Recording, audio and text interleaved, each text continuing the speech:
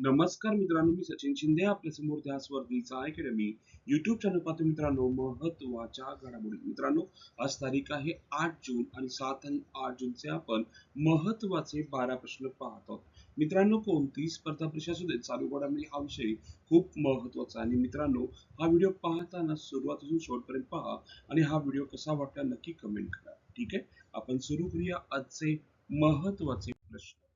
मित्रांनो, आजचा पहिला प्रश्न आहे, भारताचे 100वे रामसर स्थळ कोणते आहे? हे रामसर स्थळ 100वे कोणते आहे असा आपल्याला प्रश्न विचारलेला आहे. तर उत्तर आहे जयप्रकाश नारायण पक्षी अभयारण्य. भारताचे 100वे रामसर स्थळ. भारताचे 100वे रामसर स्थळ जयप्रकाश नारायण पक्षी अभयारण्य, सुरातन, स्थान बालिया जिल्हा, राज्य उत्तर प्रदेश. जागतिक पर्यावरण दिनानिमित्त घोषणा झाली, म्हणजे 5 जून घोषणा झाली. हा एक एक्सबो लेक म्हणजे धनुष्याकृती तलाव आहे. स्थलांतरित आणि स्थानिक पक्ष्यांचे महत्वाचे आश्रयस्थान मानले जाते. तसंच महाराष्ट्रात 3 रामसर स्थळ आहेत: नांदूर, माधवेश्वर नाशिक, लोणार सरोवर बुलढाणा आणि ठाणे काळी मुंबई. ते ठाणे. ठीक आहे, 100वे रामसर स्थळ आपल्या सर्वांना माहित पडलं असेल, जयप्रकाश नारायण पक्षी अभयारण्य कुठे? सुराला, बालिया जिल्हा, उत्तर प्रदेश. दुसरा प्रश्न, कॅराकल या दुर्मिळ जंगली मांजराला कोणत्या नावाने ओळखले जाते? पाहिला गेलं तर डेझर्ट लिंक्स नावाने ओळखले जाते. कुनू राष्ट्रीय उद्यानात दुर्मिळ कॅराकलचे दर्शन. मध्य प्रदेशातील कुनू राष्ट्रीय उद्यानात अनेक दशकांनंतर दुर्मिळ कॅराकल ही जंगली मांजराची कॅमेरा ट्रॅपमध्ये दर्शन झाले आहे. ही घटना भारतातील वन्यजीव संवर्धनासाठी महत्वाची मानली जाते. कॅराकल विषयी महत्वाची माहिती. वैज्ञानिक नाव कॅराकल कॅराकल. हा एक दुर्मिळ आणि अत्यंत चपळ जंगली मांजर प्रजातीचा प्राणी आहे. याला डेझर्ट लिंक्स असे म्हटले जाते. आपण पाहतो तिसरा प्रश्न, पीएम स्वनिधी योजना कोणत्या मंत्रालय अंतर्गत राबवली जाते? पाहायला गेलं तर गृह मंत्रालय, गृहनिर्माण आणि शहरी व्यवहार मंत्रालय अंतर्गत राबवली जाते. काय आहे, का घेतला हा प्रश्न आपण पाहूया.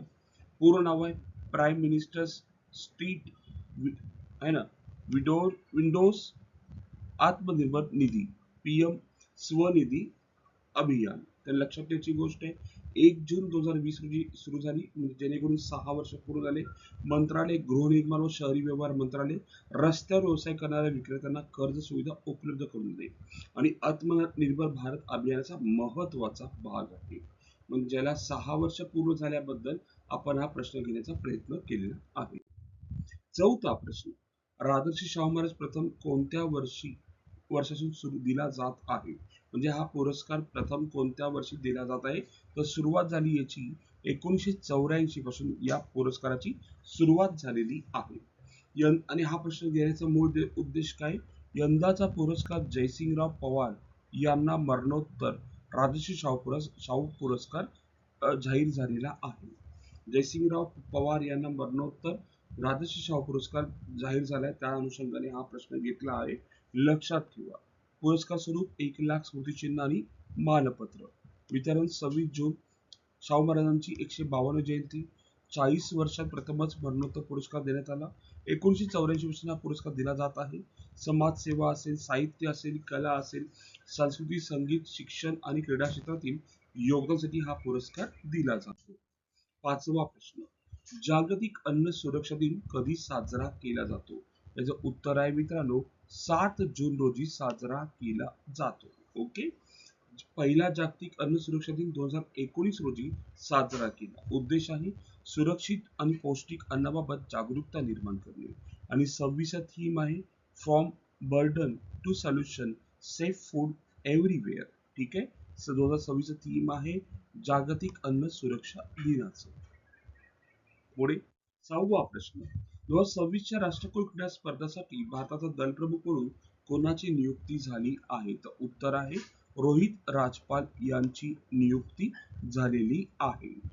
7वा प्रश्न आपण पाहतो, फ्रेंच ओपन 2026 महिला एकेरीचे विजेतेपद कोणी जिंकले आहे? तर उत्तर आहे मीरा अंद्रीवा नावाच्या महिलेने जिंकलेले आहे. रशियाच्या 19व्या वर्षीय मीरा आंद्रावीने फ्रेंच ओपन 26 महिला एकेरीचे विजेतेपद जिंकले. ती रशियाची आहे, लक्षात ठेवा. पॉईंट खूप महत्वाचा आहे आणि फक्त 19 वर्षाची आहे. अंतिम फेरी पोलांडच्या माया, ठीक आहे, चुआलिन्स्काचा पराभव केला. स्पर्धा झाली ही रोलँड गॅरोस, पॅरिस, फ्रान्समध्ये. 1992 मध्ये मोनिका सेल्स नंतर फ्रेंच ओपन जिंकणारी सर्वात युवा महिला खेळाडू आहे. वयाच्या फक्त 19व्या वर्षी तिने फ्रेंच ओपन 26 जिंकलेलं आहे. महिला एकेरीचे विजेतेपद तिने जिंकलेलं आहे. पॉईंट खूप महत्वाचा आहे, आपल्याला माहित असावा. पुढे 8वा प्रश्न.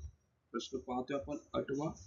साईट अहवालानुसार डिजिटल अर्थव्यवस्थेत भारताचा क्रमांक कितवा आहे?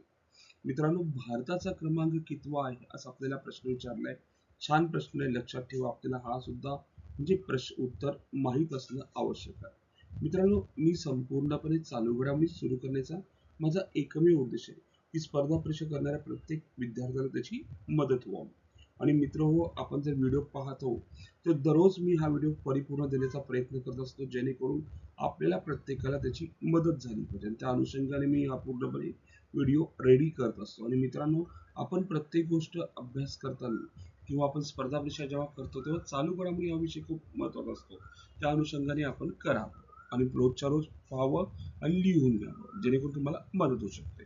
तर साईट 2026चा डिजिटल अर्थव्यवस्थेत भारताचा क्रमांक जगात 5वा क्रमांक लागतो. कितवा?